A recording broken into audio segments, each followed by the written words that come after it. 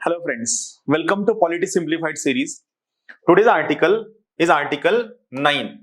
Article 9 basically कशाबद्दल आहे? खूप इंटरेस्टिंग आणि सोपा कन्सेप्ट आहे.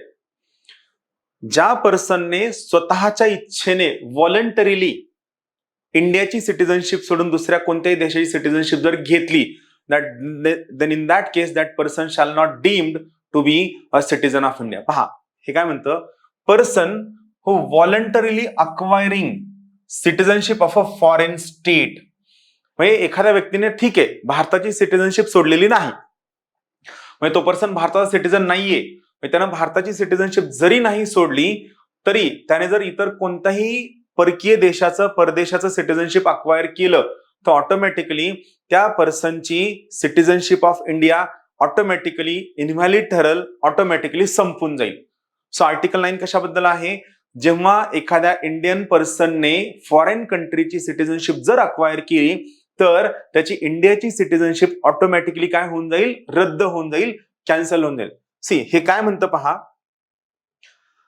No person shall be a citizen of India. असा कोणताही व्यक्ती भारताचा नागरिक असणार नाही बाय व्हर्च्यू ऑफ आर्टिकल 5, म्हणजे आर्टिकल 5 चा वापर करून, or be deemed to be a citizen of India by virtue of article 6 or article 8. म्हणजे एखाद्या व्यक्तीने फॉरेन कंट्रीची सिटीजनशिप अक्वायर केली आणि त्याने कोर्टात वकील लावून सांगितलं की नाही आर्टिकल 5 नुसार मी सिटीजन आहे, 6 नुसार सिटीजन आहे, 8 नुसार सिटीजन आहे, तर आर्टिकल 9 ला आर्टिकल 5, आर्टिकल 6 आणि आर्टिकल 8 मधलं कोणतंही प्रोव्हिजन अप्लाय होत नाही.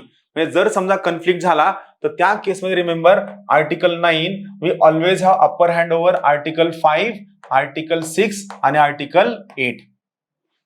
जर आर्टिकल 5 आणि आर्टिकल 5, 6, 8 यांच्यापैकी कोणतेही प्रोव्हिजन आर्टिकल 9 ला अप्लाय होणार नाही.